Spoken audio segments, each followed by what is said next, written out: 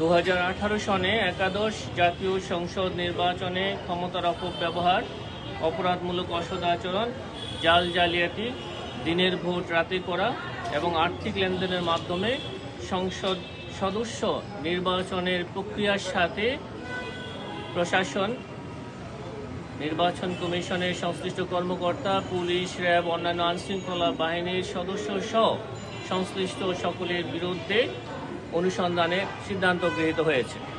অনুসন্ধান দল এখানে অগ্রাধিকার ভিত্তিতে অভিযোগের গুরুত্ব অনুযায়ী কাজগুলো করবেন এবং তারা ঠিক করবেন কোন কোন কাজ কিভাবে এবং কত দ্রুততম সময়ের মধ্যে অনুসন্ধান কাজ সম্পন্ন করা যায় সেভাবে তারা তাদের এই কার্যক্রমের সাথে যাদের যাদের সম্পৃক্ততা পাওয়া যাবে তাদের সকলকে এই অভিযোগে অনুসন্ধানের আওতায় আনা হবে।